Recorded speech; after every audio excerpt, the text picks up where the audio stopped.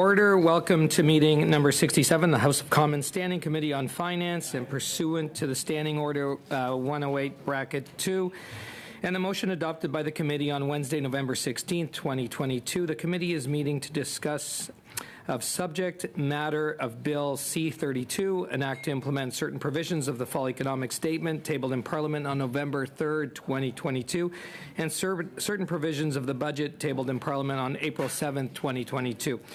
Today's meeting is taking place in a hybrid format pursuant to the House Order of June 23rd, 2022. Members are attending in person in the room remotely using the Zoom application.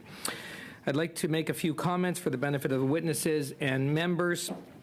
Please wait until I recognize you by name before speaking. For those participating by video conference, click on the microphone icon, activate your mic, and please mute yourself when you're not speaking. Interpretation for those on Zoom, you have the choice at the bottom of your screen of either floor, English, or French. For those in the room, you can use the earpiece and select the desired channel. Reminder that all comments should be addressed through the chair. For members in the room, if you wish to speak, please raise your hand. For members on Zoom, please use the raised hand function. The clerk and I will manage the speaking order as best we can, and we appreciate your patience and understanding in this regard. So I wish to inform the committee members that all the witnesses have been tested for today's meeting. One of the witnesses is experiencing still some technical difficulties, and that is witness Benjamin Myers, correct? And we have one witness that has not been able to join. No, sorry, that is that Mr. Kenji, clerk? And Mr. Kenji is not able to join us. Okay, and Mr. Kenji is not able to join us. So, and now we're going to open it up to the departments. We've got the Canadian Space Agency, the Department of Crown Indigenous Relations and Northern Affairs, Department of Employment and Social Development, Department of Justice, Department of Finance. Each will have up to 5 minutes for opening remarks. Total will be 25 minutes before we get to members' questions. And we will start with the Canadian Space Agency, please.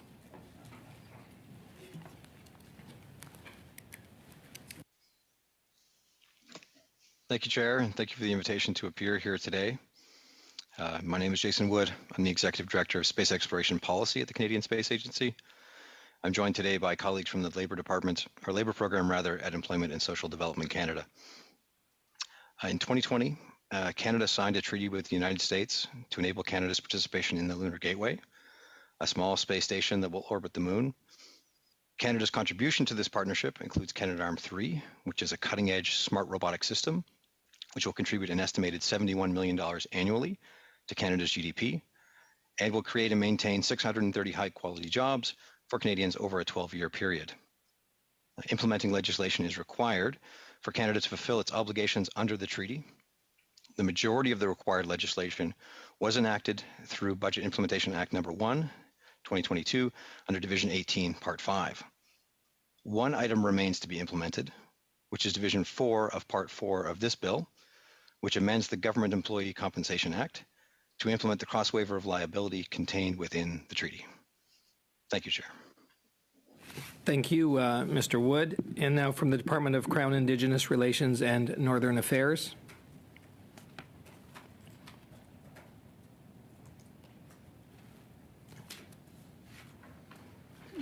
Good afternoon, Chair. My name is Luc Baudry from Crown Indigenous Relations, and today I'm appearing before you from the traditional traditional territory of the Algonquin.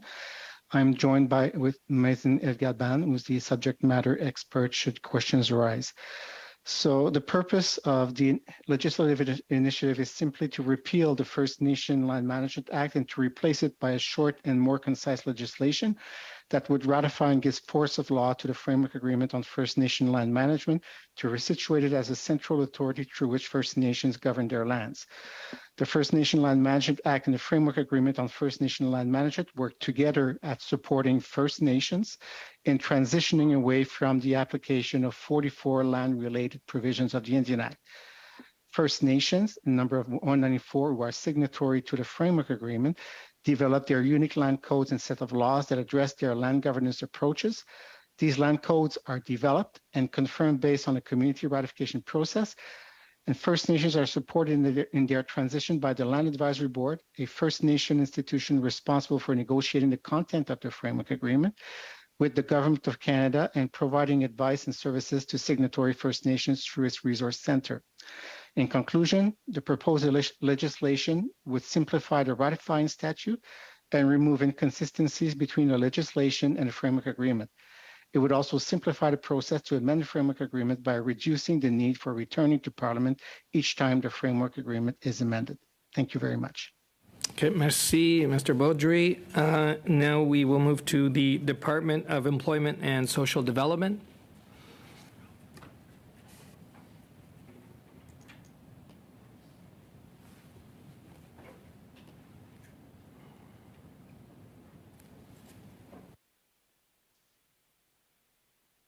Thank you, Chair. I'm one of the representatives from the department. I could go first. I don't know if there are others too.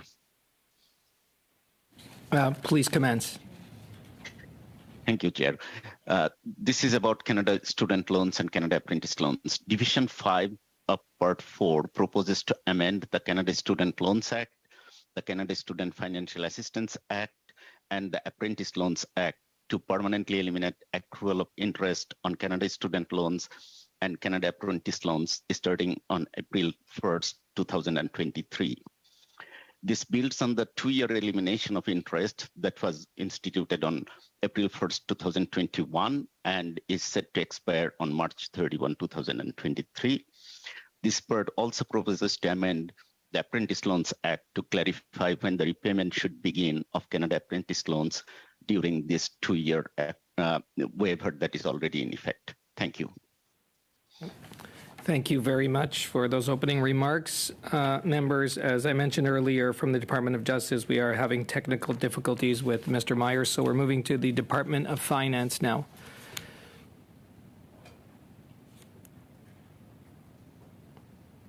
Thank you, Mr. Chair. I'm Lindsay Guire. I'm the Director General for Legislation, for Income Tax Legislation at the Tax Legislation Division of Finance. So I'll provide a brief overview of Part 1, and then I have colleagues here who can provide an overview of Parts 2 and 3. So Part 1 contains the income tax amendments to in the bill, as well as some related amendments to other statutes. There's 21 measures in Part 1. They were all announced in Budget 2022 or earlier, and draft legislation for all of these measures has been released to the public for consultation in the past. So given that I only have 5 minutes, I won't give an overview of all of the measures. I'll give a quick rundown of which Budget 2022 measures are in Part 1 of the bill. So there's a rule to address flipping of residential properties. There is the creation of the tax-free home savings account. There's a phase out of flow-through shares for oil, gas, and fossil fuel sector activities. There's the creation of the critical exploration mining tax credit. There's the creation of the Canada Recovery Dividend, which is a one-time 15% tax on the income of banks and life insurers above $1 billion.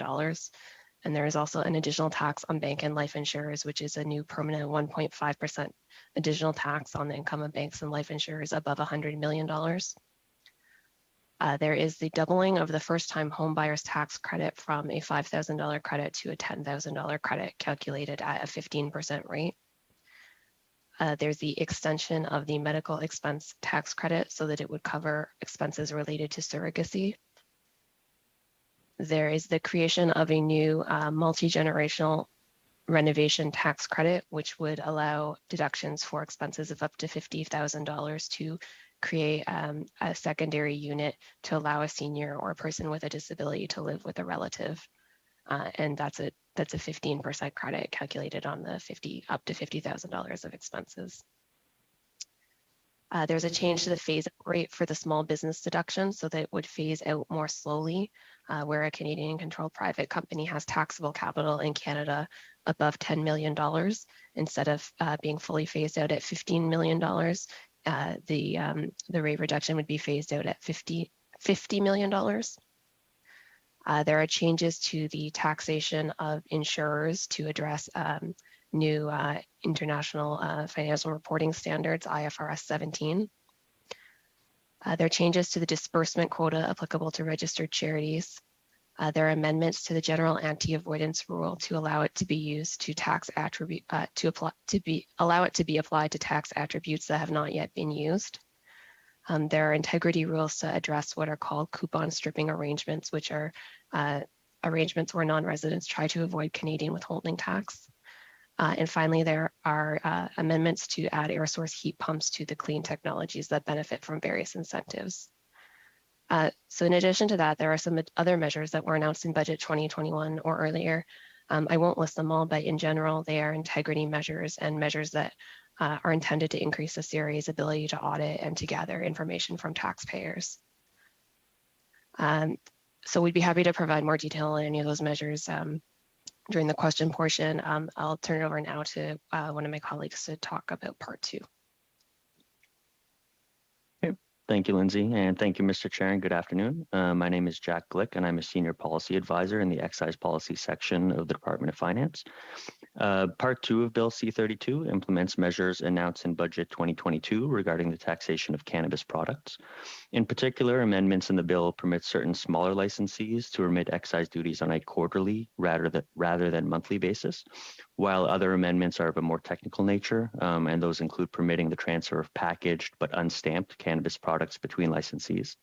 The quarterly remittances have been administered by the CRA beginning on April 1st of this year, while the remaining amendments would come into force upon royal assent. Part 2 also brings forward amendments to the framework for the taxation of vaping products, which was introduced in Budget 2022 and already implemented via Budget Implementation Act No. 1.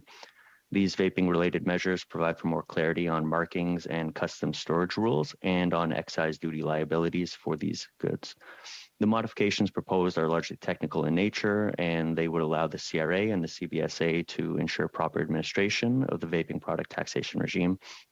The proposed amendments in these respects would be retroactive to October 1st, 2022, which was the coming into force date of the overall taxation framework for vaping products. We've previously consulted the public on both the cannabis and vaping related frameworks and the specific measures noted above.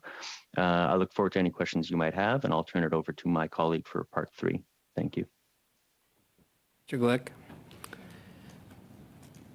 So good afternoon. My name is Pierre Mercil. I'm Director General responsible for the sales tax legislation at the Department of Finance. I'm going to talk about part 3, which are essentially amendments under the Underused Housing Tax Act. That act has been made into law through Bill C-8 earlier this year. The amendment to the Underused Housing Tax Act addressed minor issues of a technical or housekeeping nature. This being a brand new act, minor deficiencies were identified and now being fixed. And it also implemented the Underused Housing Tax Regulation, which implement an exemption from the underused housing tax for personal use vacation properties generally located in the rural areas of Canada. The regulation also gives the Minister of National Revenue the authority to require that individuals provide, where applicable, their social insurance number in returns required to be filed under the Underused Housing Tax Act. Merci. Merci, thank you. That's the remarks from Finance. So just for the witnesses and the members, as we move into the round of questions right now, in the first round, witnesses, members will have from each party up to 6 minutes to ask questions. And as we have so many witnesses with us today, members, at times when you pose your question, if you can, to what department and what witness we have before us, and with the witnesses side, if it's just to, in general, the witness that will most appropriate would be able to answer that question. So we're going to start with the Conservatives for 6 minutes, and I've got MP Chambers up first. Thank you very much, Mr. Chair. Thank you to all of our civil servants who are joining us at this committee this afternoon. I know you work very hard on these budget bills. I would just note the notable absences of those from the CRA and Treasury Board, and in particular the CRA, who is charged with administering a number of these measures, but also with respect to some of the responses to the Cameco case. But I have provided some written questions to the chair that I hope to get answers from with respect to some very specific technical questions. I'd like to start with Mr. Rahman on the Canada Student Loans interest removal. Do you have any studies or how many students who otherwise are not accessing post-secondary education will be eligible to access post-secondary education as a result of this measure? Thank you, Chair. It is difficult to say how many students are not going to school because of this measure. What we do know is that those in repayment, those who have gone to school and then are in repayment, some of them are struggling, especially with rising costs. As you know, in Canada, student aid is provided by the federal government and provinces, 60-40 split usually. And many of the provinces have already eliminated interest on their student loans to make it more affordable for those who are struggling repaying their student loans. Thank you. I can appreciate the response. The question is, we're going to spend $500 million a year. The question is, how many more students are going to be able to get to post-secondary education for the spending of $500 million a year? If the answer is we have not done that study or we don't have an estimate, that's okay.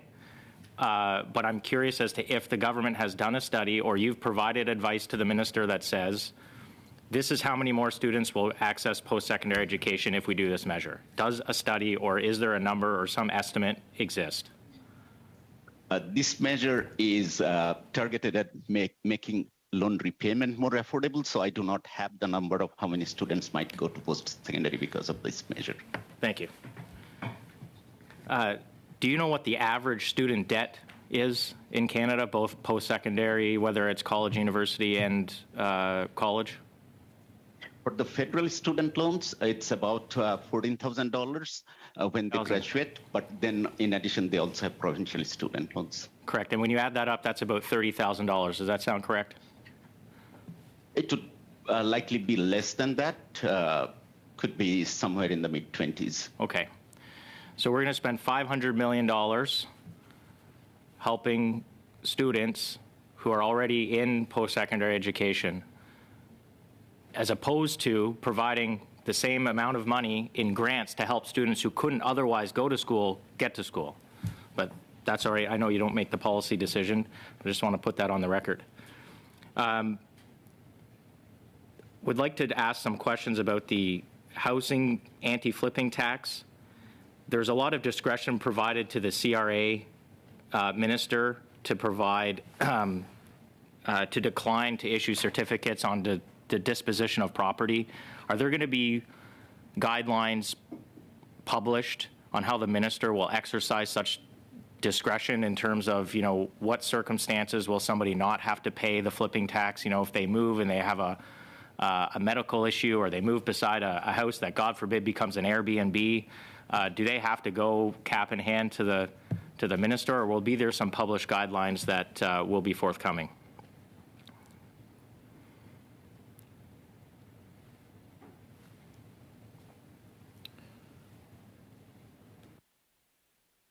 So, Mr. Chair, I can answer that question, and then one of my colleagues may have more to add. But I mean, the legislation doesn't contemplate any sort of specific guidelines, but it's the CRA's policy that they would typically, on their website, make available to taxpayers information with respect to how they would interpret and apply rules. So my expectation is that they would provide additional guidance.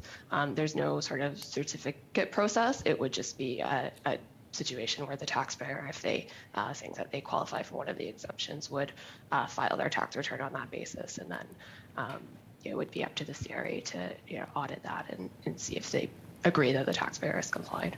Thank you, Mrs. Guire. Sounds like we're going to create a lot of number of steps for taxpayers. I'd like to, maybe I'll just stick the tax-free home savings account. There's a lot. I read through the technical details. It's quite complicated. We're creating a significant complexity in the tax code to create a new account, which, by the way, won't be ready for a number of years. Instead, the government could have just not required people to repay the home buyer's plan. Was that option ever considered as a quicker way to provide people help? Like, is that an option that was on the table, or just trying to get an understanding of why we're creating additional complexity in the tax code when a simple change would have accomplished the same goal?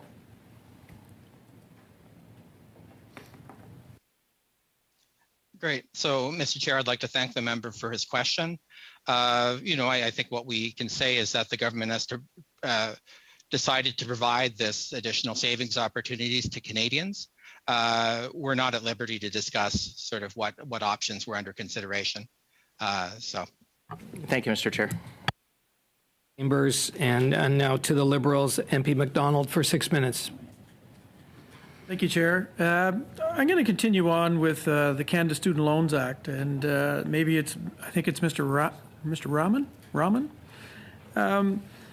Mr. Rahman, where I come from, we have a number of different incentives for students, and from what I've heard from my constituents is that this is an extremely important one as well, along with the George Coles bursary and debt reduction programs that we have in Prince Edward Island.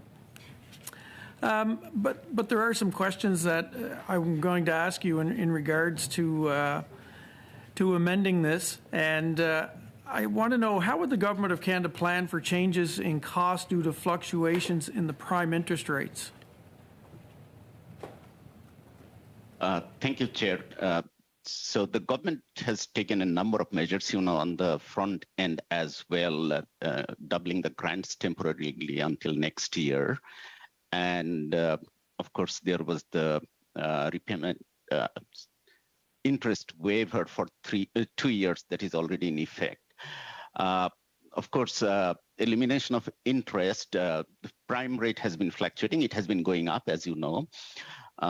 And right now, most of the students would be repaying their student loans at prime had it not been for the waiver that is in effect. So as prime goes up, of course, their payment would be going up as well. As a result of this elimination of interest, if it's approved by Parliament, of course, that will no longer be charged. So their repayment would be slightly less burdensome. They would be saving about slightly more than $400 a year, those who are in repayment, as a result of this measure.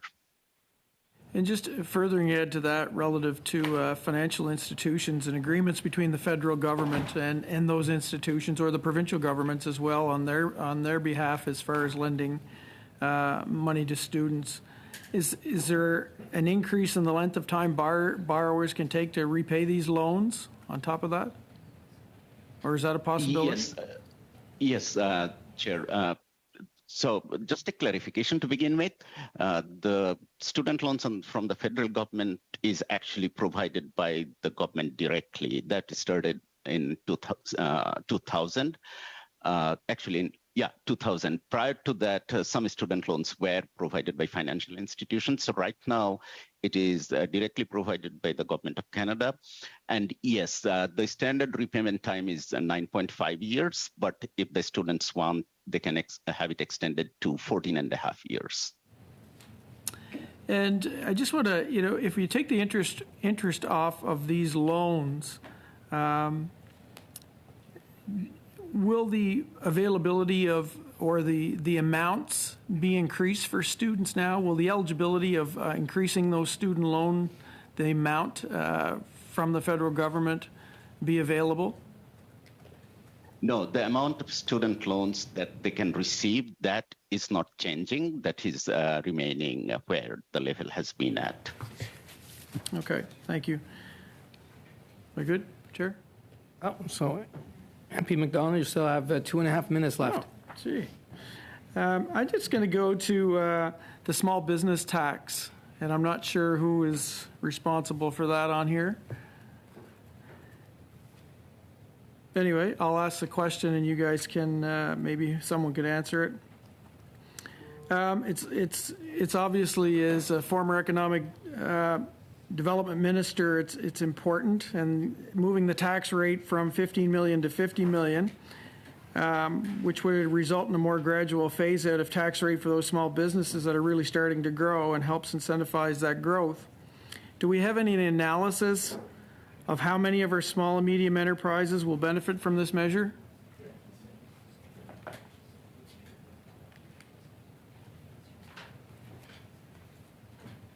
Yes, I can provide an answer to that. Obviously, going forward, it's always a bit unknown, but we've got a pretty good sense of in the past how many businesses were in the different thresholds that will now be available to businesses. So looking at past filings gives you probably a pretty good idea of the number of businesses that will benefit from this going forward. So looking at 2019 data, it's estimated that approximately 8,000 Canadian-controlled private corporations or small businesses, if you will, would be benefiting from the measure initially. And to your point in terms of sort of breakdown, about 60% of those would newly gain access to the small business deduction, whereas the remainder would have a higher amount. So they had access before, but now they would have access to a higher amount. So through the consultation period, we've often heard from the CFIB in this committee and chambers of across the country, but representative of Canadian Chamber. Are they looking favorably upon this tax?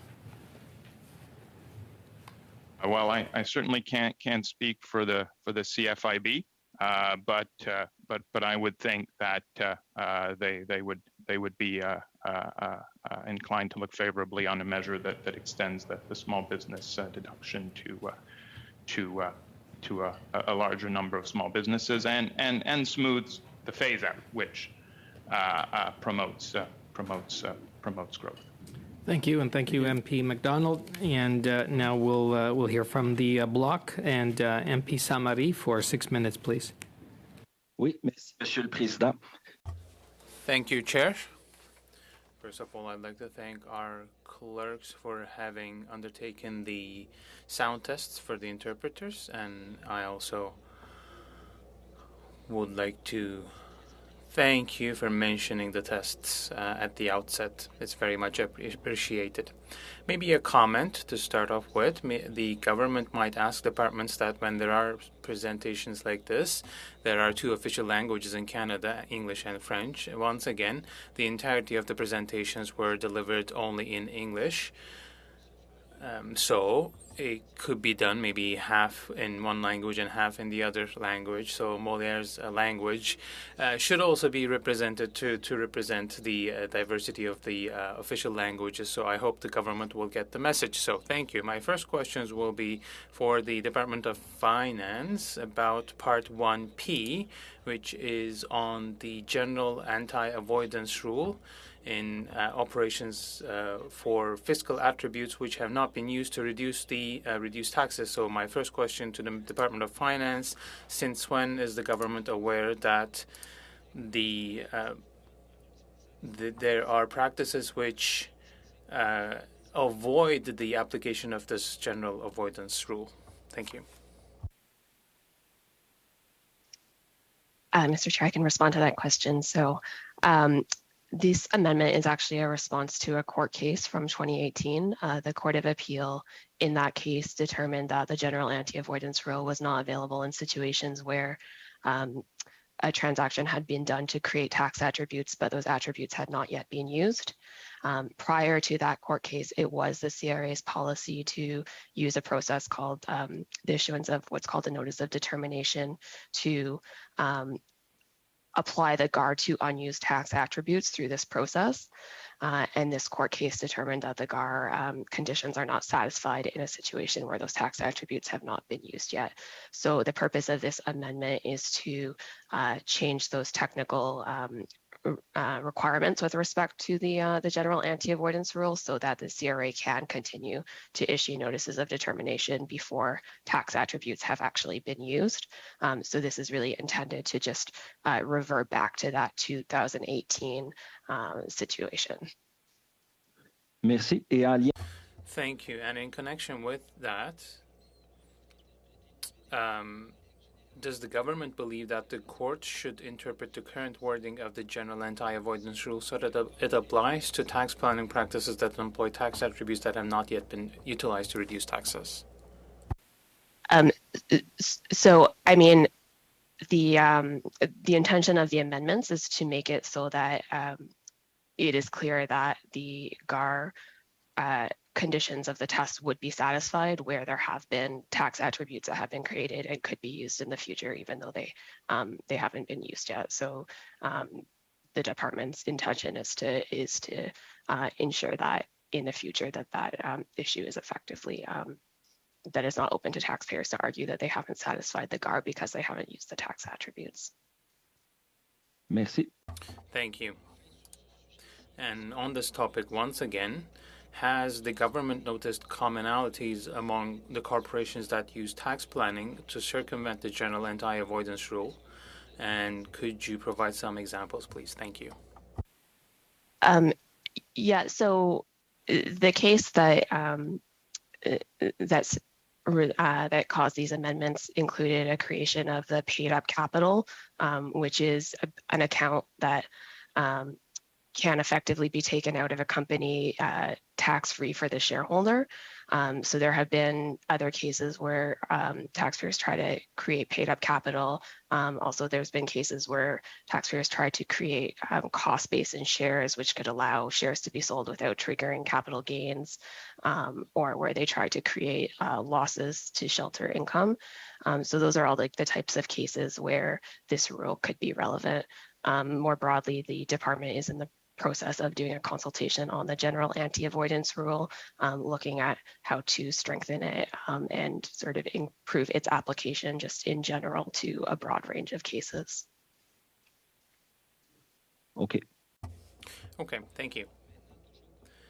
Now, still for the Department of Finance, but on a different topic this time around. My questions will be about the new financial instrument to finance the purchasing of a house. So why was this new instrument created? Why did you not choose to improve the existing mechanism and went for creating a new account for this? Bonjour, merci pour la question. Hello, thank you for the question.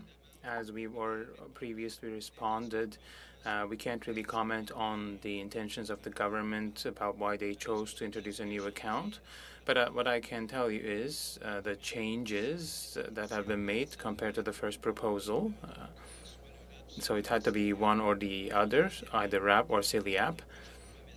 So in the bill, both will be allowed, essentially. Okay, so a person who already has this account can use the new mechanism and they can continue using both for the upcoming years? Yes, they can.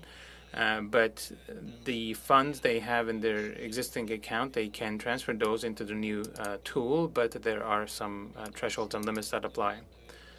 So the limit, if it's X dollars per year, every year they can go into this account and transfer this into the new tool according to annual limits until they have reached the maximum, which is $40,000, if I'm not mistaken. Is that the case? Yes, the annual limit will be $8,000, and every year someone can take $8,000 from their existing account and transfer it into the new instrument without any fiscal consequences for a purchase of their first property, and it will not be a taxable.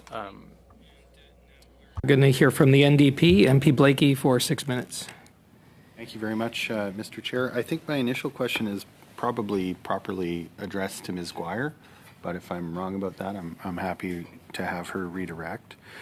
In respect of Part 1 Sub Q in the legislation, strengthening the rules on avoidance of tax debts, I'm wondering if she could give a little bit of an explanation of what those changes are specifically, how they're meant to operate, and how much money government expects to recover from these changes.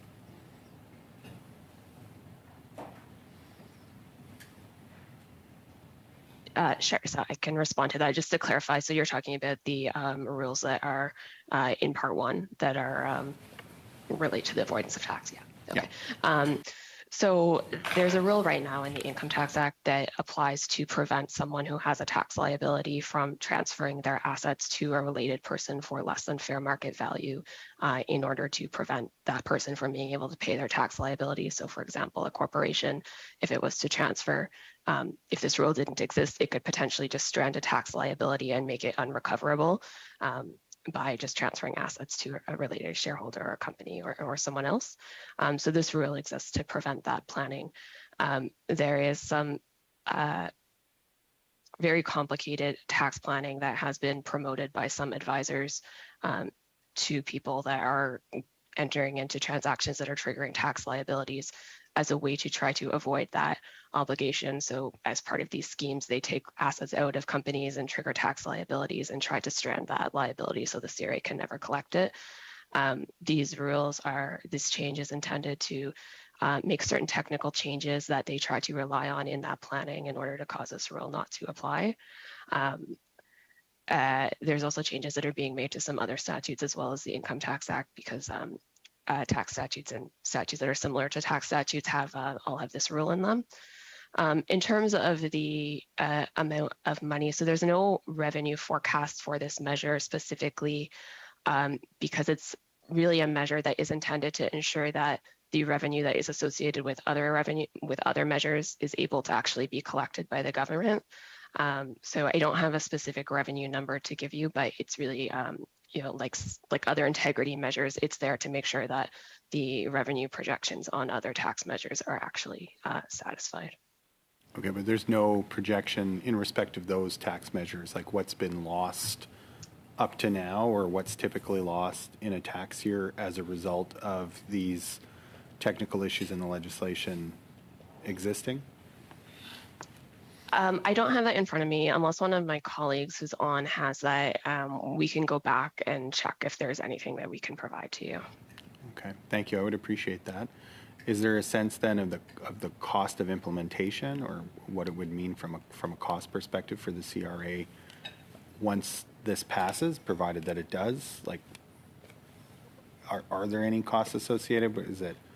Or is it part of the ongoing work of officials at CRA? And like I know, for instance, in the case of CERB debt, there was a specific allocation in order to be able to recover that debt. Is there a comparable estimate for what is entailed in going out and recovering these tax debts once the legislation provides the CRA with the tools? Yeah. Again, I can double check for you, but I don't believe that there's anything that has been associated with this measure as a cost. Like I said, it's a rule that already exists in the Income Tax Act, so something the CRA is already auditing and enforcing. And there was a case actually that the CRA lost, and that's what has caused these amendments to be made to address that planning that was done in that particular case. So I don't think the changes have any particular cost, as it's something that the CRA would already be auditing and looking for and assessing. It's really just improving their ability to apply this rule.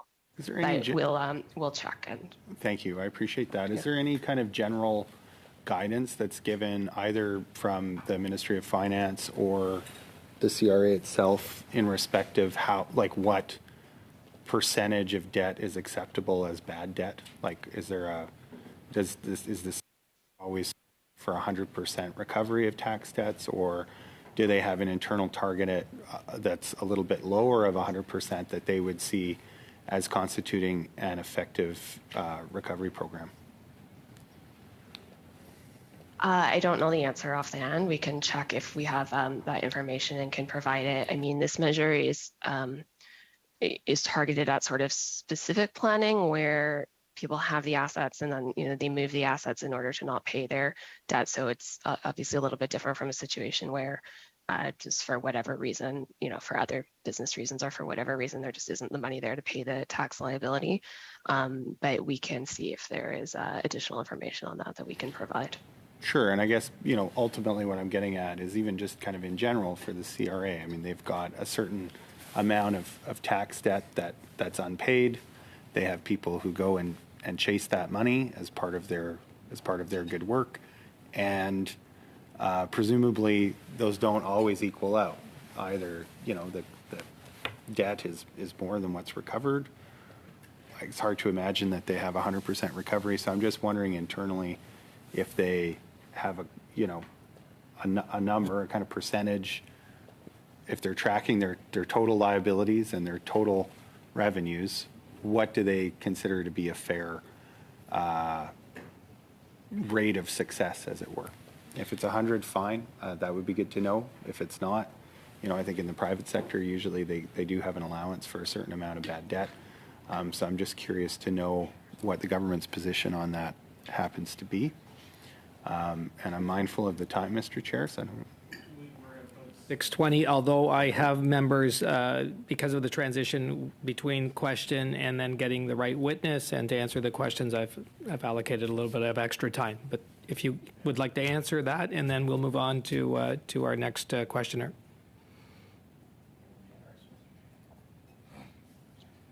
So we'll see what information we have that we can provide. Thank you, Ms. Squire.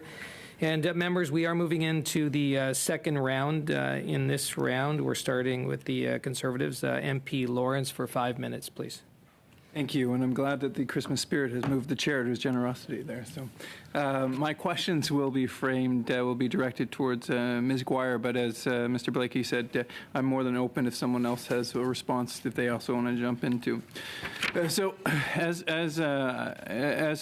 you were saying your statements, I thought of the numbers of areas that we desperately need new legislation on, and this is really nonpartisan. I think many parties would agree with it. We need to see additional legislation with respect to fintech, everything Great Lakes, open banking, SHRED, fuel tax relief, artificial intelligence, human rights legislation, charitable sector, income tax reform. And yet what we got was legislation with respect to marijuana, which seems a little bit odd, and the moon as well. So while our priority is obviously on making life more affordable for Canadians, we can see this government's priorities are with respect to the moon and marijuana. And actually, on that very note, what I'd like to, my first question, Ms. Squire, could you point to any provision in the fall economic statement that will have a meaningful impact on the gross domestic product of Canada, like increasing it by more than, let's say, 0.5%?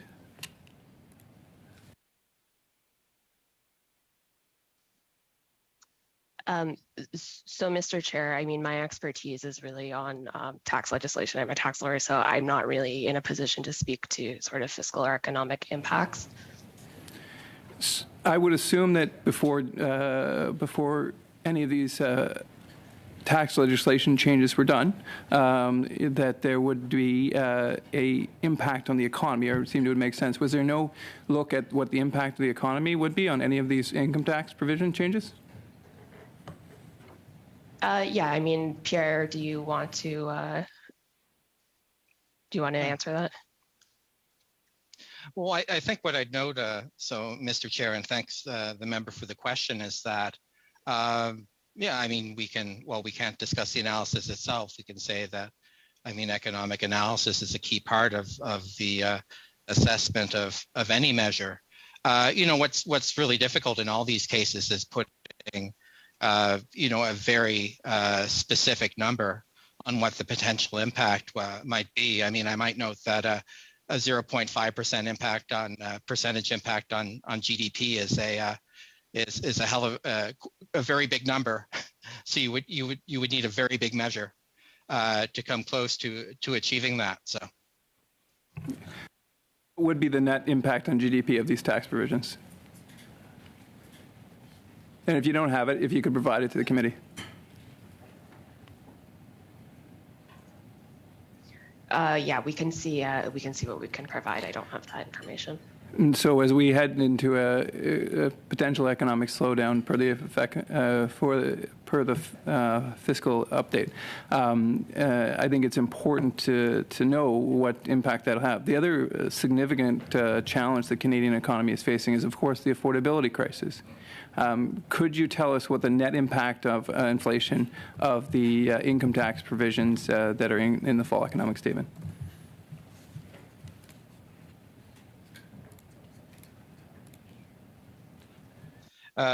Mr. Chair, we don't have a specific number for that. I would note that the measures taken together have a net positive fiscal impact I think that would want to be on the balance. Okay. Okay. Well, the fall economic statement had a number of calculations in it, and in fact, a number of projections. So I'm assuming that they weren't based on thin air. And I'm a little bit disappointed that the officials wouldn't have that information, as, like I said, it must have come from somewhere, and so those diagnostics or those analytics must have been done somewhere. But I'll move on, Mr. Chair. So one of the recycled promises in the fall economic update was the Canada Recovery Dividend, and I had the benefit of taking corporate tax at Osgoode Hall Law School from a gentleman by the name of Neil Brooks. And Mr. Brooks was very proud of being an NDP advisor for many, many years. But one of the things he would say is that corporations don't really pay tax. Who pays tax are employees and shareholders and customers. And so with respect to the Canada Recovery Dividend, what provisions are there, what anti-avoidance provisions are there to prevent that cost of the Canada Recovery Dividend from being pushed on down to employees, to customers, and to senior citizens? Senior citizens are often the owners of the shares of some of Canada's banks. Are there any way of protected, or how specifically will you go after like large bonuses as opposed to senior citizens who are already under attack because of inflation?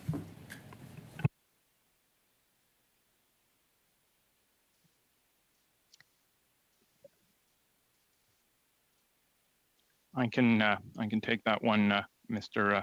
Chair. The purpose of the Canada Recovery Dividend and the rationale was really based on Canada's major financial institutions' strong performance during the pandemic and their faster recovery than other parts of the economy, and the notion that these institutions are in a position to make a contribution to Canada's recovery. So that imposes a temporary. So the CRD imposes a temporary, one-time recovery to get to those amounts. Thank you. Given the temporary nature of it, you would think it's one time and therefore is borne by the financial institutions, reflecting their strong performance during the financial during the pandemic. Excuse me. Thank you, and thank you, MP Lawrence. And now to the Liberals, MP Baker for 5 minutes, please. Thanks very much, Mr. Chair. And before I go to my questions, I just wanted to follow up on the most recent exchange between Mr. Lawrence and our officials. And Mr. Lawrence was asking the question about, he's talking about a professor at U of T, and talking about he was expressing his concern that that employees may bear the burden of increased taxes paid by corporations. And I mean, I'm glad to hear him express that. I think that one of the things that I think about when I think about the things that protect employees' rights and that assures that they continue to earn the wages that they deserve is a number of things, and each province has different legislation. Federal government has legislation protecting workers. The Charter of Rights has protections for workers, and I hear Mr. Lawrence. He didn't say this specifically, but what I hear him saying is that he's very much in favor of us protecting the Charter rights of workers, and I'm really glad to hear that. And I hope his colleagues feel the same way. I want to thank our officials for being here and for all their hard work. Really, I know there's a lot of folks who are on the Zoom here today with us to answer our questions, and so thank you very, very much for your ongoing service to Canadians and your hard work on this legislation. And on behalf of my colleagues, we're grateful to you for that work and for being here to answer these questions. I wanted to come back to the elimination of interest on student loans. I'm not sure who to direct that to, but I hope somebody can take my question. I have a few quick questions, so I'd ask for your most concise answers if possible, so we get it in the time. Could I just my understanding is that what this does is, this measure is that it eliminates interest on student loans for existing students, so students who are carrying debt currently. It eliminates their interest obligations going forward, but it would also eliminate it for new students, incoming students, who would take on federal loans. Is that correct? That is correct. The only interest that it does not eliminate is any interest that accrued before this. Understood. Understood. So if and could you just repeat again? You spoke to it earlier in exchange with Mr. Chambers, but approximately how many students would benefit from this, or former students would benefit from this? Our estimate is that about 1.2 million students will be benefiting from this every year. 0.2 million students every year would benefit from this?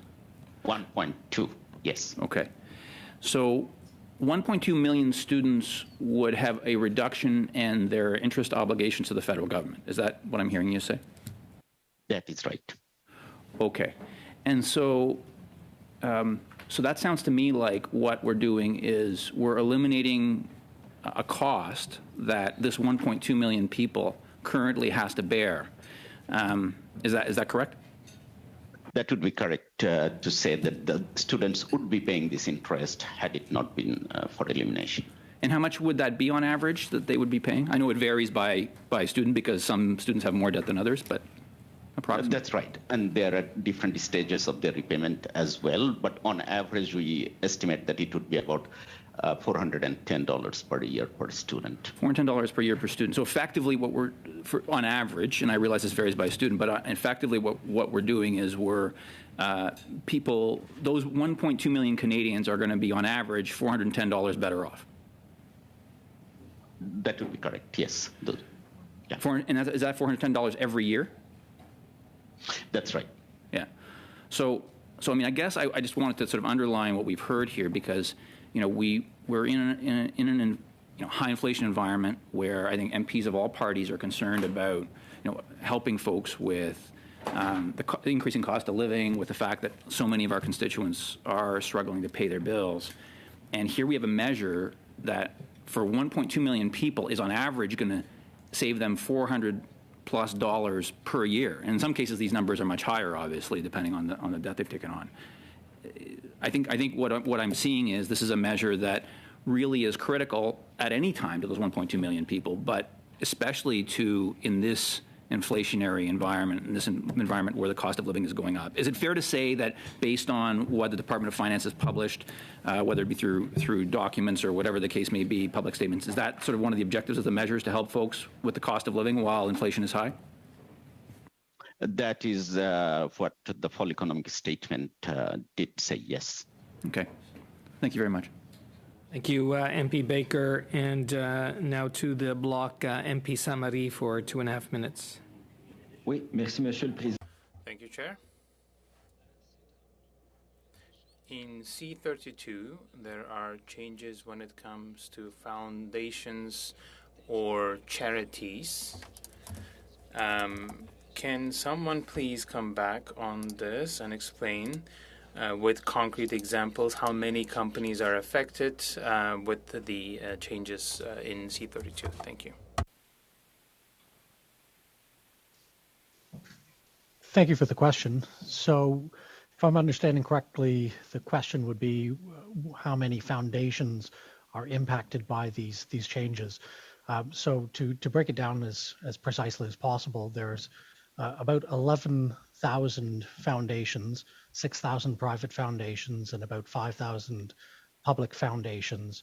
The changes that we've proposed here, which would be to increase the disbursement quota from 3.5% to 5% for assets over $1 million, would impact 4,000 foundations and other charities, but primarily foundations because those are the organizations that report having assets above that.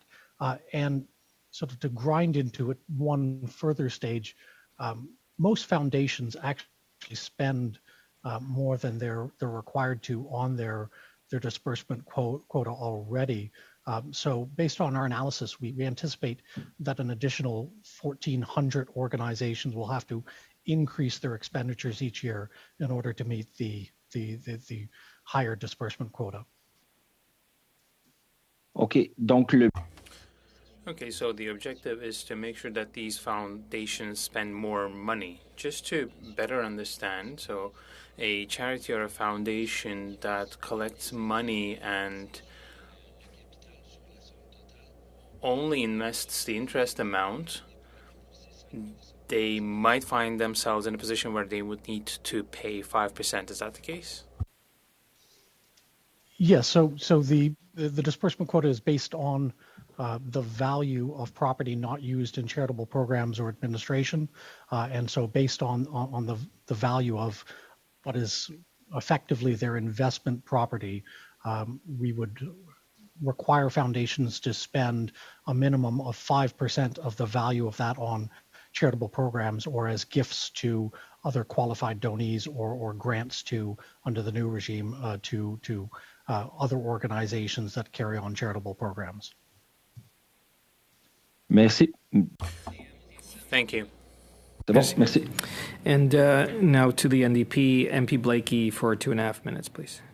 Thank you. I think this question properly belongs with Mr. Baylor, but in respect of the Canada Recovery Dividend, I guess I'm wondering if you could, first of all, provide us with the revenue estimate for that one-time tax, and then secondly, if you could speak to the level of support that was offered at the beginning of the pandemic to financial institutions, both, like, I'm not just talking cash transfers, I'm also talking about liquidity support and the ways in which financial institutions may have benefited from the policy of quantitative easing that was in place at the time. So if you could give us both those numbers, what was provided to financial institutions as part of the pandemic support package, and then what is being recovered on the dividend.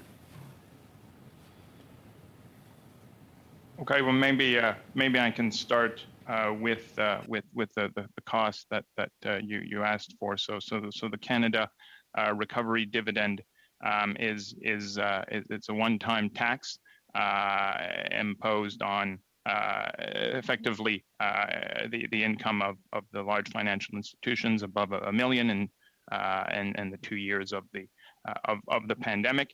And while it's imposed in 2022, there are 5 years for the banks to pay for that. So if you take the total, our estimate is 3.8 billion roughly for that tax.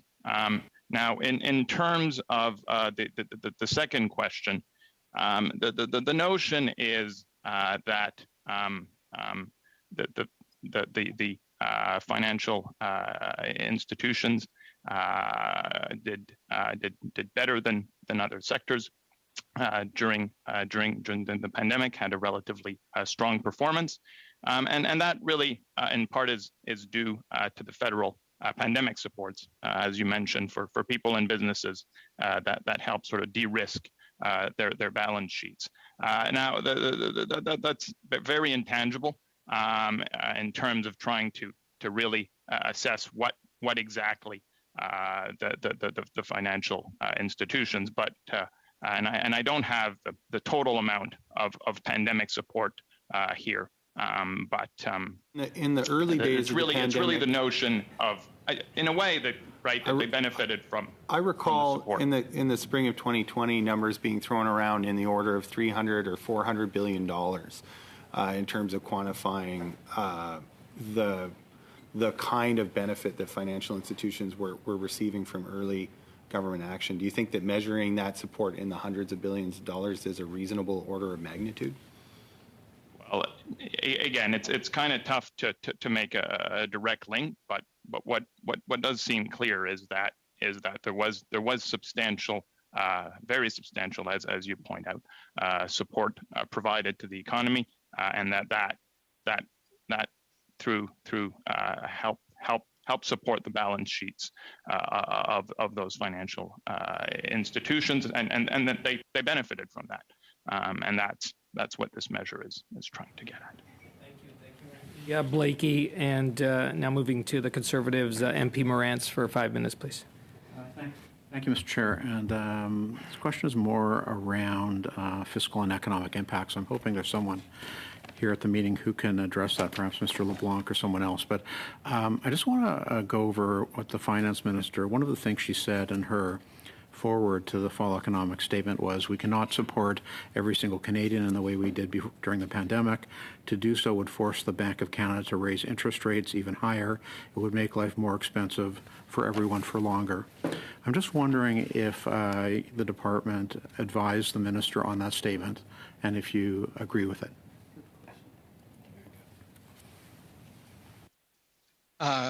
Mr. Chair, I thank the member for his question. I would just note that we're here as officials to respond to questions on the subject matter of Bill C-32, which does have some measures from the fall economic statement, but also has measures from budget 2022 and previous budgets, as explained by my colleagues. So we're not the ones that are well positioned to respond to that question, given the subject of the meeting. Well, C-32 hasn't passed the House yet, and this is a pre-study on the fall economic statement, so it's disappointing that that question couldn't be answered by one of the officials here. Well, they're not here; they're online. But so I'll just ask this question anyway, but I suspect you'll just give the same answer. In the fall economic statement, the Parliamentary Budget Officer identified $52 billion in new spending was announced.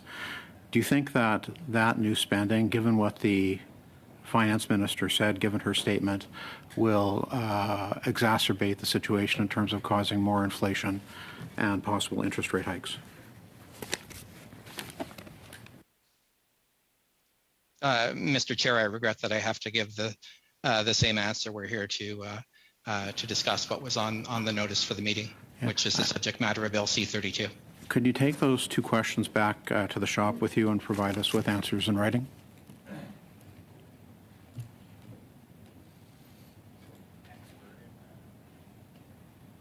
Anyone? Did we lose them? We can take the questions back. Yep.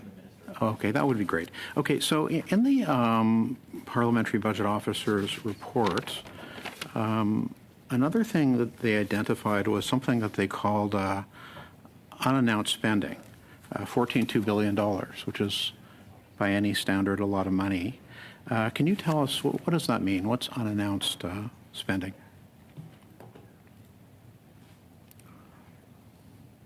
Mr. Chair, we'll have to treat that as we've treated the last few questions, given that it's on the fall economic statement and not on Bill C-32. So, okay. Well, if you could provide an answer to the committee in writing, it is. I've got to say, I'm quite surprised that officials aren't here who can answer basic questions about the fall economic statement, given the fact that we're in a pre-study and that Bill C-32 hasn't passed the House. It's very odd.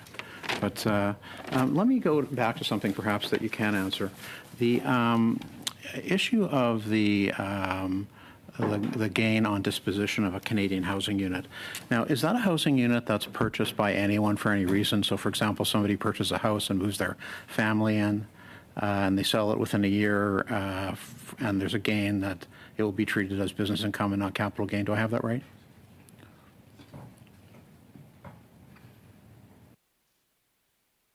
Ms. Squire. Yeah, that's correct. Yeah, so there are certain exceptions for life circumstances. So if the sale occurs as a result of, for example, death, disability, birth of a child, a new job, divorce, or certain other exceptions, threat to personal safety, destruction of the property, then those are situations where this rule would not apply. But yes, the general rule is that if somebody acquires ownership of a residential property and sells it within less than 1 year, that they will be subject to this rule.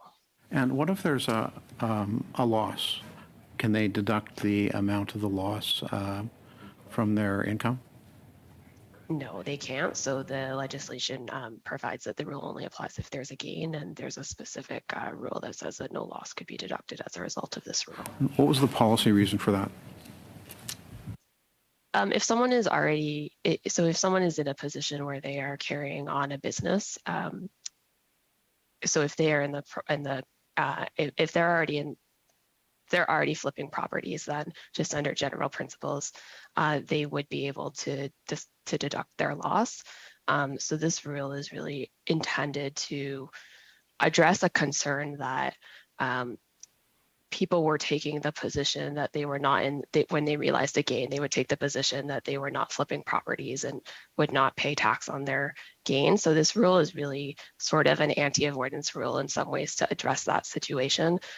So it's not intended to allow someone to benefit by claiming a loss. Clear, but well, you can ask for the answer in writing, I just sure, would to the like officials. that answer in writing because I wasn't clear on your response and I'm out of time. Okay. So if you could provide the reason why the loss is not deductible in writing, that would be great. Thank you. Great, thank you, MP Morantz. And now moving to the Liberals, MP Chattel, please. Merci, Monsieur le Président, et merci. Thank you, Chair.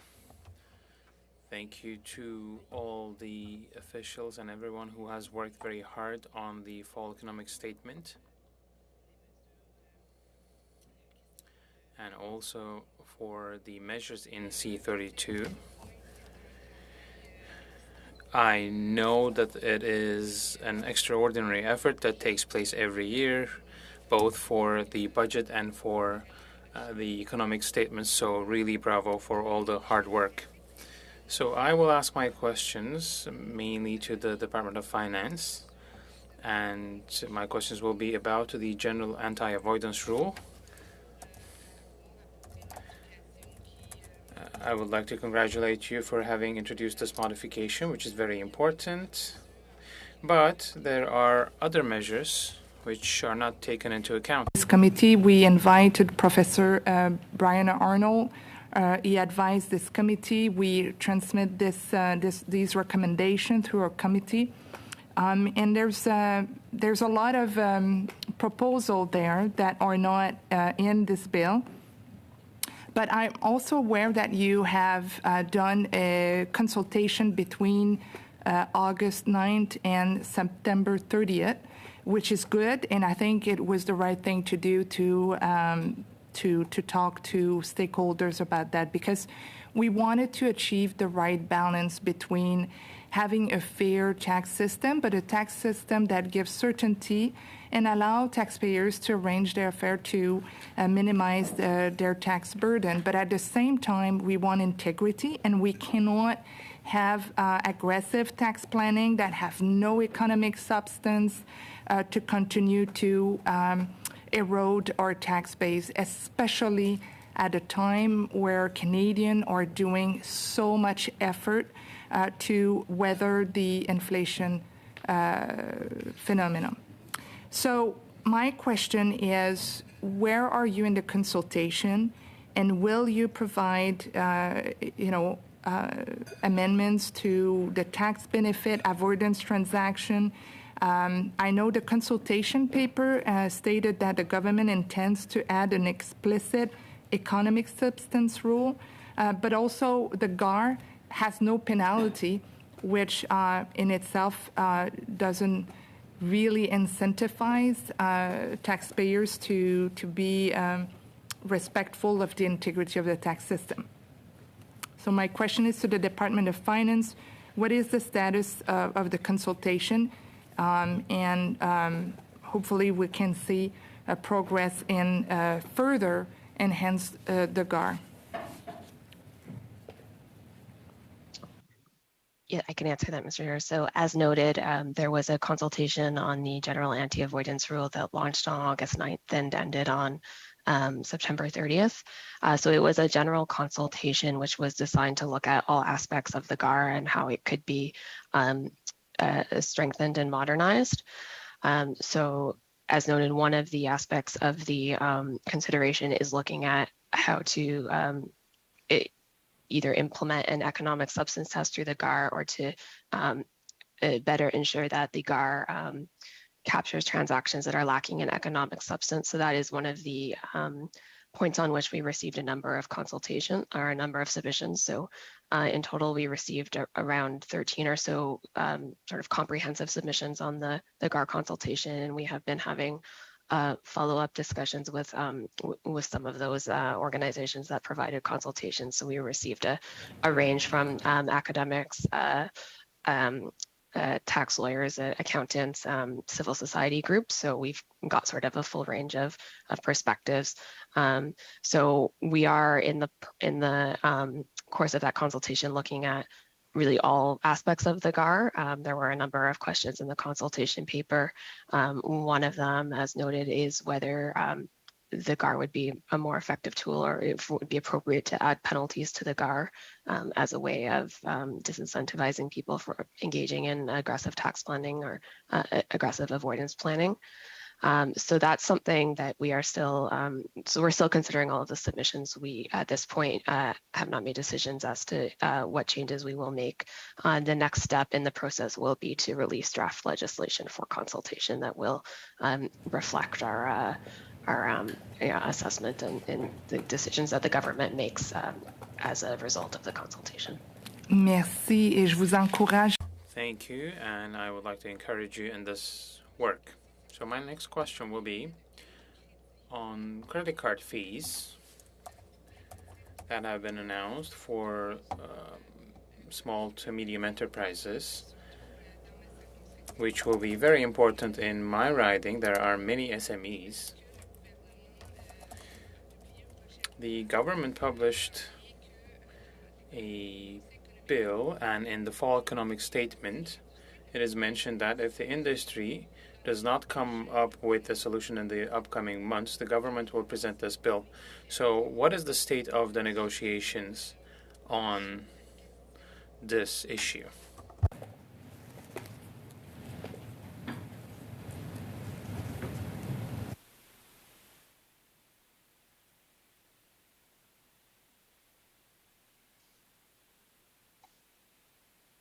Je suis pas certain que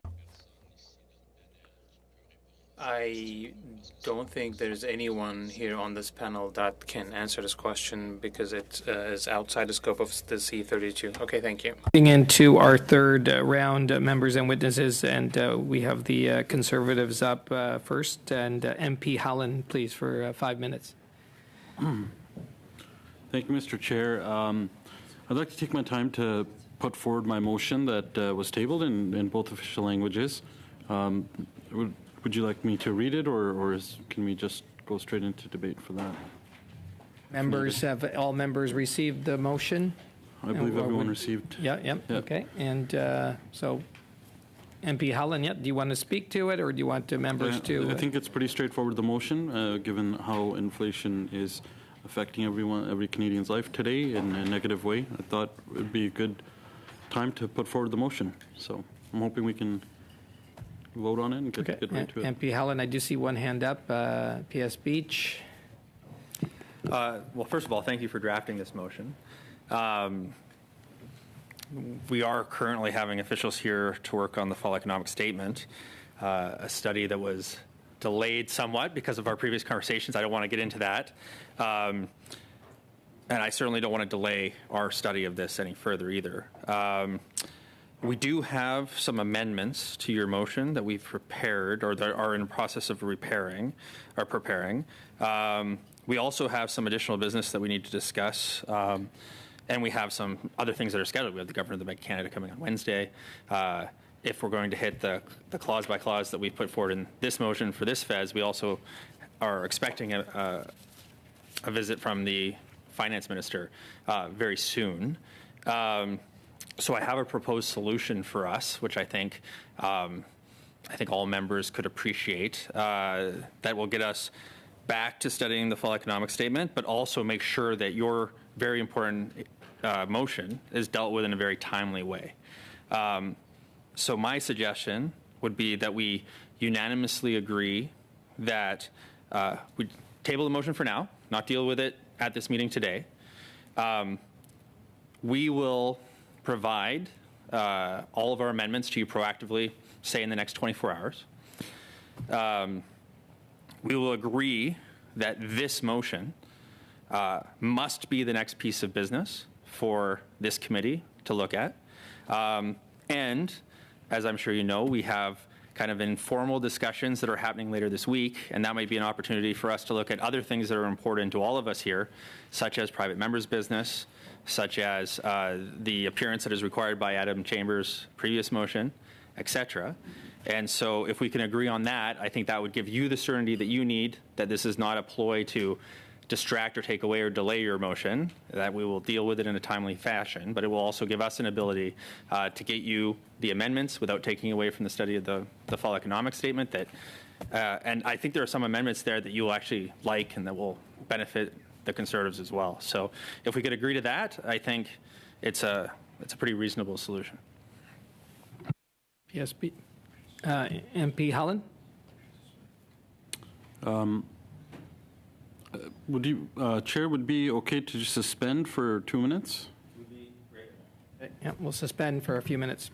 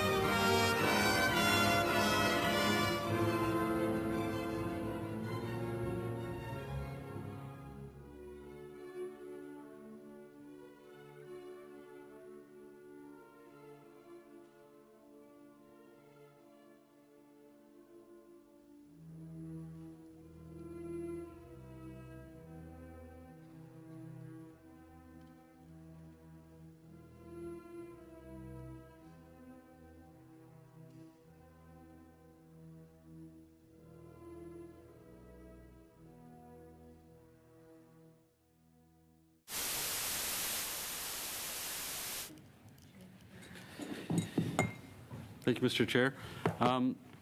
Just note well taken by Mr. Beach. I think that given the time and that the Liberals had to look over the motion and provide amendments by today, we don't also want to take up any more time from the officials, and definitely don't want to cut into time with the Bank of Canada's governor on Wednesday. I would just ask if we could just go to a vote on the motion. I think PS Beach. I mean, we're not going to be able to do that. We're going to have to put our amendments on the record. Like that's the whole point for having the proposed resolution. We do not want to get into these amendments right now because we are in the fall economic statement. And as I said previously, which I'll repeat now, we would guarantee that we would get back to your motion right away. We would provide the amendments in writing within the next 24 hours. So you'd have time between now and Wednesday even to look at them.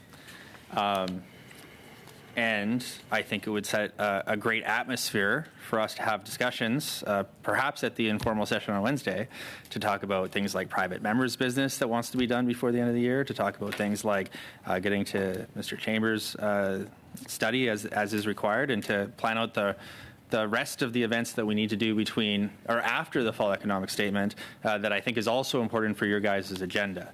So I would just repeat my request that if we could just table it for now, given that there is 36 minutes of study remaining in today's meeting, that I think we could get to a resolution that we could all agree on. And I'm doing this in a really good faith way, hoping that you're hearing my sincerity. MP Helen? Again, thank you, Mr. Beach. Just respectfully, I think that there was enough time between when the motion was tabled and now to put forward those amendments. And this is something that we wanted to see. I would just ask if, maybe you can put that on a separate motion that we could discuss at a later time. And if we could, I would just respectfully ask if we can go to the vote on this one. MP Helen is MP Beach. Well, so I would move that we adjourn debate on this subject, and then there's no debate on that, and then we'll have to go to amendments if that fails. So that is not debatable, and so the clerk will have to go to a vote. This to adjourn debate. So I will call each of you, and so we start with Mr. Baker. Yes. Mr. Beach? Yes. Madame Châtel? Oui. Ms. Sutt? Yes. Mr. MacDonald? Yes. Mr. Chambers? No. Mr. Holland? No. Mr. Lawrence? No. Mr. Morantz? No. Monsieur Sainte-Marie? Contre. Mr. Blakey? No. 5 yes, 6 nays. Okay, so we continue with the debate. I see MP MacDonald. Thank you, Chair. Chair, I'd like to make an amendment to the motion. Speaking list. Okay.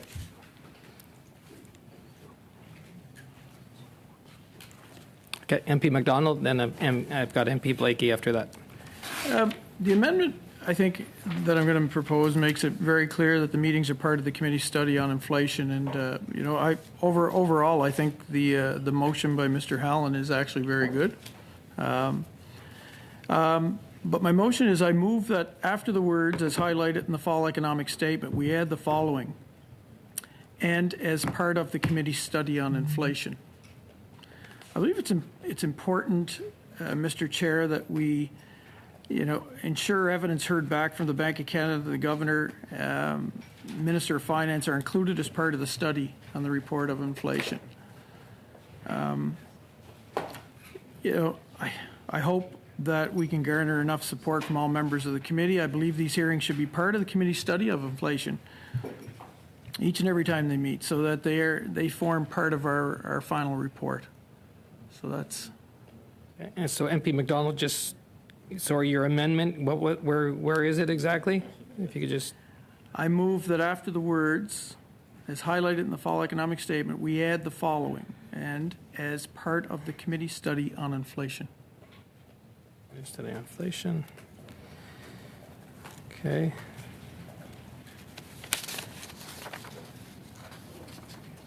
Any discussion on the motion as amended? MP Blakey. Thank you very much, Mr. Chair. I do want to say that I think it would be better if we found a way to try and. I appreciate my colleagues' points. I mean, if they want to present amendments, I think that's fair, and I think that's where I hope that there may yet be some opportunity for folks around the table to find their way to deferring the issue in a mutually agreeable way. I see that's not the case, and so there's a process here, and we got to work our way through it. But we do have officials on the line, I think 15 of them. If you had an average, okay, well, I did the math on 15 officials, and I think if you had an average salary of $100,000 a year, which is not a crazy assumption given the rank of folks who are waiting, and you divide that by a 2,000-hour work year, you get to about $50 an hour, and you add it all up, and I think their time here today for 2 hours is worth about $1,500, and they continue to wait. So I'm interested in hearing, you know, what other amendments are on offer. And as I say, I think for today, I would encourage both larger parties at the table today to find a way to figure out if we can resolve this without folks waiting on the line, but in a way that is mutually agreeable. I think doing it by vote here is not the best way, because there's clearly discussion that needs to happen in order for us to be able to find a good path forward. I was pleased to hear that I think, you know, the First Amendment on offer seems to be offered in good faith. It's quite germane to the motion that's been moved. It's not a motion that seeks to, you know, sometimes when other parties seek to amend motions, they're what we might call a gutting amendment. I don't see any gutting here. What I see is a good faith attempt to try and engage on the substantive issues in the motion, including, I think, some sincere offer of support for at least the principle behind the motion. So I think that's a good sign in terms of where conversations are at. But and I know we did have a suspension of the meeting in order to create time for conversations to happen, but obviously we didn't get to the result that we might like. So I'm thinking about ways that we could create time for the relevant parties to have an extended conversation so that we might find some kind of mutually agreeable outcome. But I'm at a loss, given that we've already had a suspension, for ideas as to how to create time for people to have that conversation. So I think about the motion and what's in the motion, and that already being a matter of record, I'm happy just to end my remarks there. Thank you very much, Mr. Chair. Thank you, MP Blakey. Any further discussion? Yeah, I do see MP Chambers. Thank you. Thank you very much, Mr. Chair. People are going to wonder at home why we keep talking about socks, but I'm wearing them today, so I appreciate the offer or the amendment from my friend, Mr. McDonald. As I understand, the inflation study is open. It does not currently have an end date. So that, I can't speak for my rest of my colleagues, but on its face, I think is a kind of a good faith amendment, which doesn't really alter the principles or the genesis of the initial study. I would simply just mention, we very much enjoy having the minister at committee because it is an opportunity outside of question period to hold the executive branch accountable.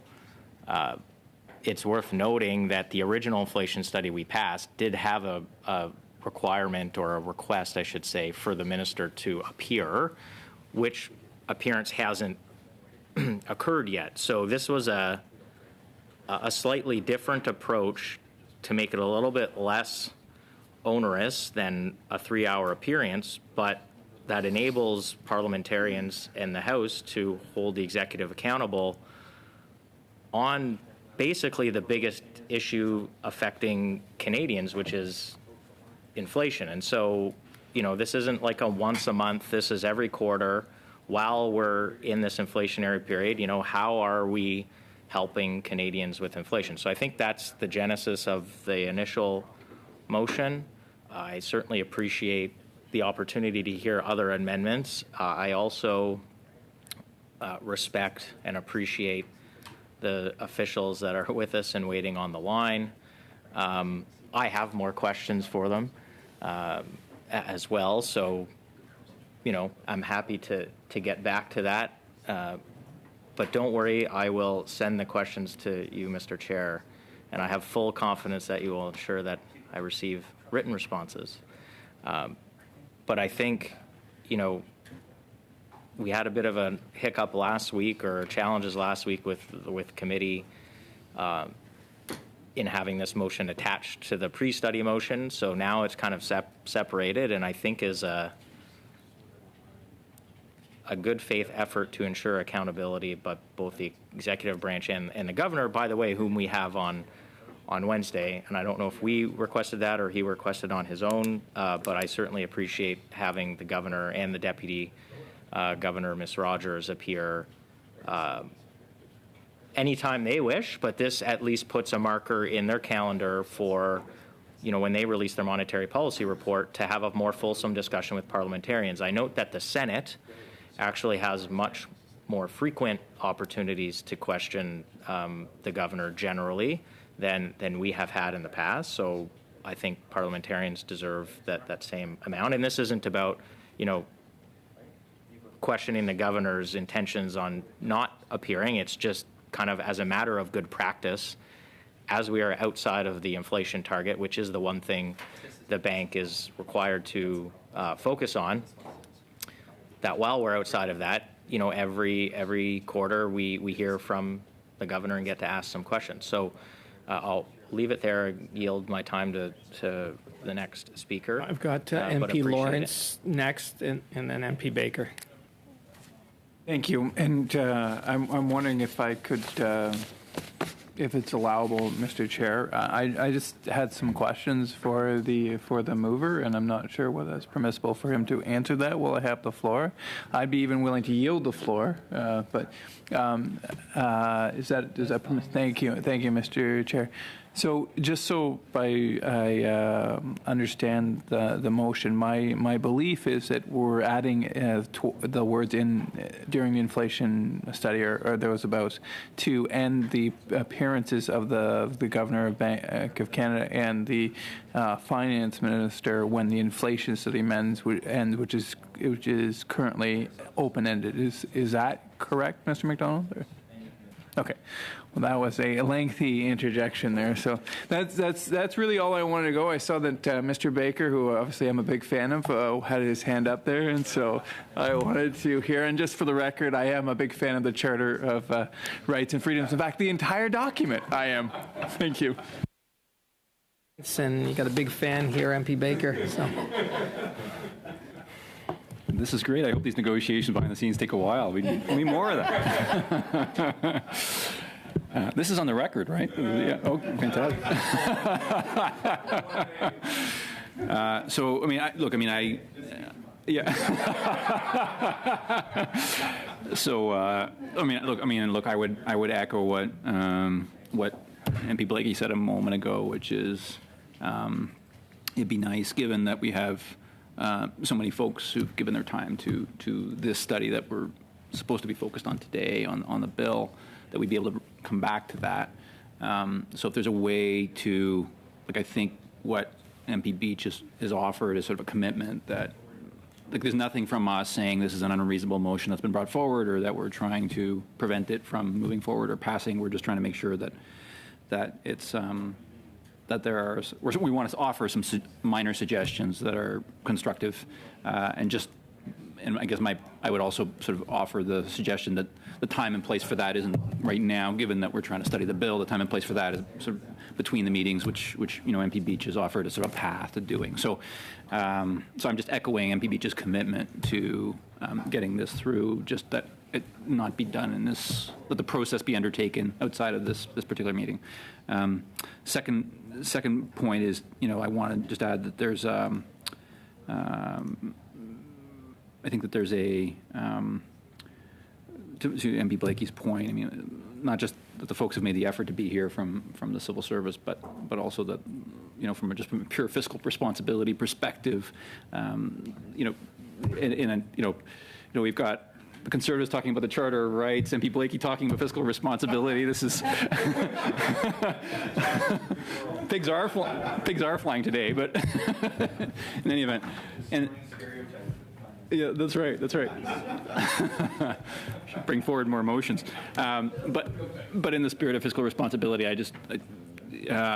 would just suggest that, again, the better use of our time right now, all of our time would be to really just focus on the bill and the study that we're in, and then we could have the discussions behind the scenes that we need to have to get this motion forward in a thoughtful and productive way and make whatever amendments are necessary. Thank you, MP Baker. I did see MP Chatel's hand go up. MP Chatel. Merci beaucoup, monsieur. Thank you, Chair. Well, the motion is important. No, please go ahead. Just just break for 5 minutes, just have a quick discussion. I think we might have 2 minutes. So members, we are going to suspend quickly now, but I just want members to know that we are, our end time still will be at 5:31, I believe, yeah.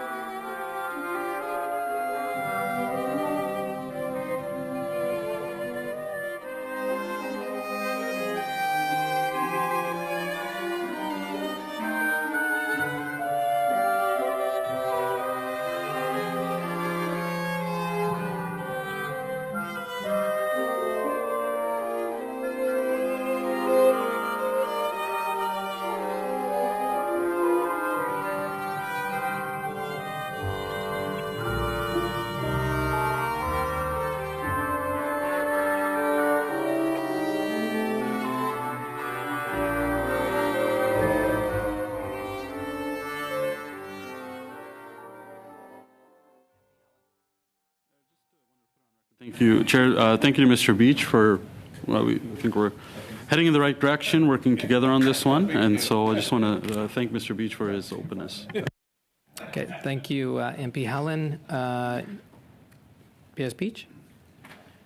Well, thank you, and I hope all members of the committee can continue to work together. I just to tell everyone that wasn't part of the conversations, what I believe is about to happen is we have 4 amendments that we think are valuable contributions. We're going to present those amendments, and we're going to try to keep debate to a minimum. Thank you, PS Beach. You are presenting those amendments? Oh, I got MP Baker. Yeah, number 1. Okay, MP McDonald, yes. Okay. And I've got MP Baker. So, Chair, procedural question. I have a couple amendments I'd like to present. Do we need to deal with MP McDonald's first?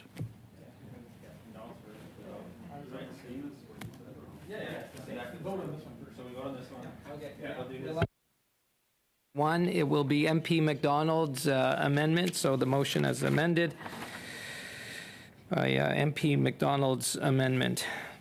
So, okay, if everyone is in agreement, we can, you see this? Okay, yep, I think we're all in agreement, unanimous consent, okay, great, thank you. And you've captured that amendment, yes, and okay, so now, MP Baker. Thanks very much, Chair. So I move that after the words that these meetings are in addition to other key committee appearances, that we add the following, and that these meetings start in 2023. So this would basically obviously set the requirement. May I continue speaking to it, Chair? Yeah. This would set the requirement for these appearances to begin in 2023. And here's a little bit of my thinking on this. The governor will be appearing on his monetary policy report on November 23rd. And we have the Deputy Prime Minister appearing for a second time very soon. And as with her last appearance, I'm sure she'll be happy to answer questions on inflation as well as the bill. And so looking at the calendar and the rest of our fall session, I think we're quite full. Chair, I don't know if you can quickly summarize what we have before us in terms of business, but from my vantage point, we're quite full. So let me just, we have here, time's going quick, but we've Mr. got. Chair, I think you should check. I think we have unanimous consent. Yeah, okay. Unanimous consent, everybody? Yes, okay. So on to Amendment 3 and 4. MP Baker's amendment, okay. Yeah, unanimous consent on MP Baker's amendment. Okay. Yeah, MP Baker again. Thank you, Chair. So I'm moving to the next amendment. So I move that after the words "for 90 minutes each," we add the following: provided resources allow for a 3-hour meeting, otherwise these invitations be for 60 minutes each. And so this allows for the governor and the finance minister to appear on the same meeting when we are unable to secure a 3-hour meeting. As we know, the committee has a real limited amount of time to conduct its studies. And for example, on pre-budget consultations, we've only had 3 meetings so far. So this is to help us ensure we can continue our good work while hearing from the Deputy Prime Minister. That's what I have to add. Thank you, MP Baker. Any discussion on this amendment? No. Unanimous consent, members? Yes? No, not on this. Okay. Okay. So on this amendment, good. Clerk. Yep. Okay. Mr. Baker. In favor. Mr. Beach. In favor. Madame Châtel. Pour. Mrs. Suds. In favor? Mr. McDonald. Favor. Mr. Chambers. Against. Mr. Halan. No. Mr. Lawrence. Pains me to say no. Mr. Moritz. Nope. Monsieur Sainte-Marie. Contre. Mr. Blakey. No. Yes pour 5-5. Nays contre 6-6. Okay. It's defeated. Okay. MP MP McDonald. I'd like to make an amendment as well, Chair. MP I move McDonald? that we delete the words quarter within 3 weeks of the release of the Bank of Canada's key interest rate announcement and replace it with spring and fall sitting of the House, and that after the words, and that these, we delete the second use of the word quarterly. This would lay out appearances for the governor during a spring and fall session rather than quarterly, so it's basically on a schedule. Okay, discussion, MP Chambers. Thank you very much for the amendment, Mr. McDonald. In a regular time, I think it would be wonderful practice to have a standing situation where the governor would come in the spring and the fall. But since I think we're in this situation now with elevated inflation, I think a quarterly appearance is appropriate. Okay, any further discussion? No? Okay. I think we're going to go to vote. Clerk? Mr. Baker, Favor. Mr. Rich, In favor. Madame Châtel, Ms. Sutz, Mr. McDonald, Oh, in favor, sorry. Mr. Chambers, Contre. Mr. Hallen, Against. Mr. Lawrence, Against. Mr. Morans, Against. Monsieur Sainte-Marie, Contre. Mr. Blakey, No. 5 yes, 6 nays. Okay. Defeated. Okay. Now we will, any discussion? Now we're at the motion as amended by MP Helen. No further discussion? On division. On division. On division? Members? Oh, you want to? That's fine if you want. You want to be on the record?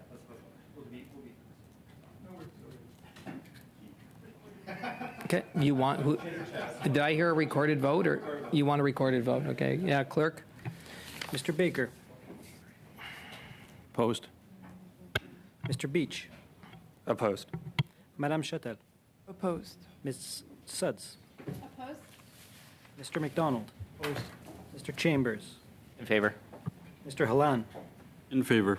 Mr. Lawrence. In favor. Mr. Morantz. In favor. Monsieur Sainte-Marie. Pour. Mr. Blakey. Yay.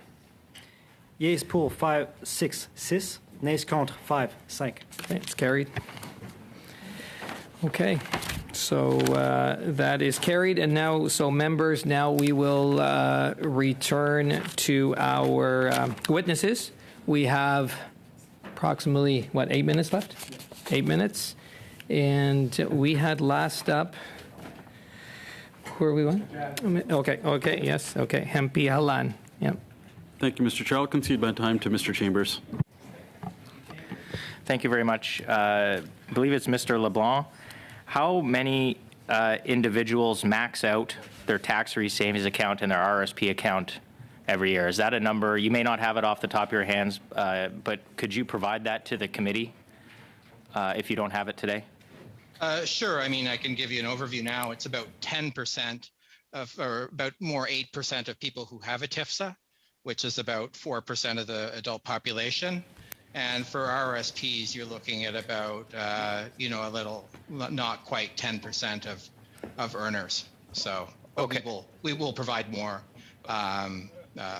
complete information in writing. Okay, thank you. I appreciate that. And the reason this is relevant is the tax-free home savings account is likely to only benefit those individuals who have income or monetary resources at the end of each year. These two numbers would be a predictor of how many people might actually avail themselves of it, and that sounds like a fairly low number to me, but yeah. Perhaps the NDP may agree, and looking at who will benefit. Yeah, no, I think you could expect not only those who are constrained by their RSP and TIFSA limits to open a first home savings account. In fact, the tax treatment is more preferential in a first home savings account than it is in either of those other two vehicles. So, I mean, we'll see, every individual will make their choice, but I mean, you can expect if people are looking to save for a home, over time, they'll probably, a good number will see this as probably their number one option. Yeah, I agree. I guess time will tell on how the uptake is, but I would still submit that a far easier and simpler solution would have just been to, in one fell swoop, not require people to repay money from the home buyers plan, which would have been a far easier and more faster, effective way to help a greater number of individuals. But that's a policy choice that I know the government makes and not the department. Final question. In respect of the bank tax, maybe this is Mr. Baylor, is there a precedent for the government ever before in history going to an industry or a taxpayer and saying that tax year that was closed from multiple years ago is now being reopened by the government and your tax rate is changing? We have to look into that. I'm not sure. I don't know if my colleague might know. She might weigh in. Pascal, do you? Thank you very much. Oh, thank you.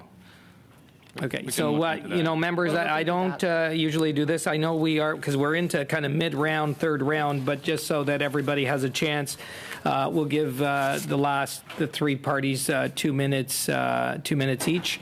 And we'll go to MP McDonald, please, for 2 minutes. Thank you, Chair. I'm going to cede some of my time, Chair, to my colleague, Ms. Chattel.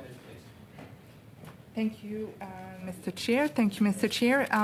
Just following up on my last question to the official on the credit card fees and the change and the negotiation that may be that is happening right now.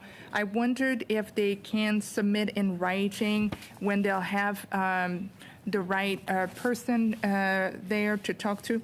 That and the question is really, what are the state of the negotiation with industry and what are the complexity on this issue? So if I could have a response in writing. Thank you, Mr. Chair. We'll communicate that to Parliamentary Affairs, who could relate to the proper branch who is not represented here today. Thank you. Okay. Thank you. MP Chattel, do you have any other, or MP McDonald? Go ahead. Thank you, Chair. Chair, I want to go back to the corporate income tax on banks and insurance companies. I'm just wondering if the officials have any idea, have other countries imposed similar additional taxes on the financial sectors during or after the pandemic?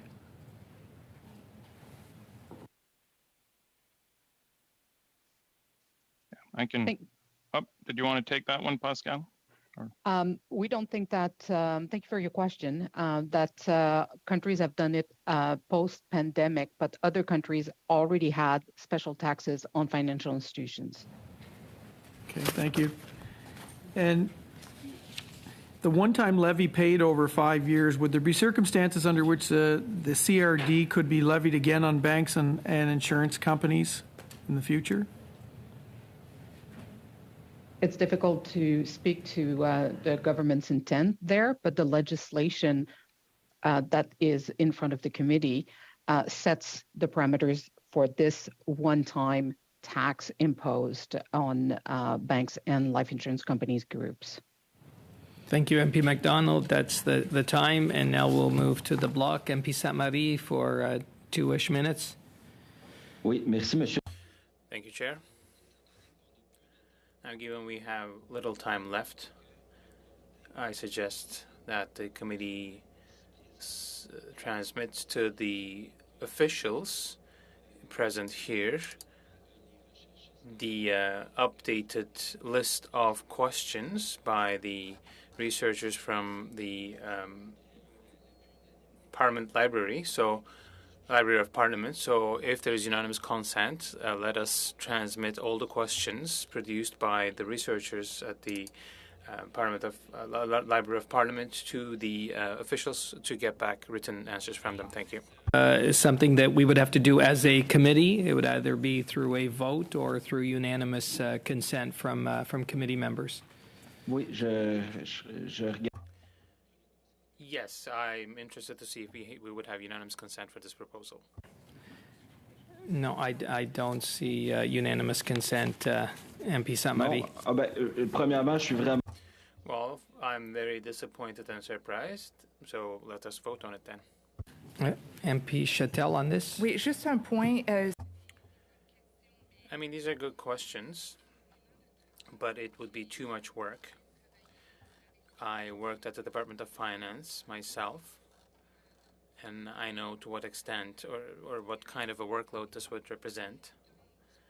And they have limited time, officials too, and they are currently working on very important measures for the next budget. So this will be a whole other batch of work for them. So that is the reason why, Mr. Sainte-Marie, I'm against this. So these people are working very, very hard, as is for all Canadians. And the time we're taking away from them is time that they will not be able to use to work for Canadians. So we can work on these questions, and we have a lot of the answers in the legislation as well. So thank you. He does have his hand up. I believe it's on this. Just in time, MP Samari. Oui. We will have spent 2 sessions of the committee on this bill. Thursday, we had the governor of the Bank of Canada, and then the following week, we will go to something else. So we would have spent little time on a very lengthy bill. It contains a lot of measures, so that is why I am concerned.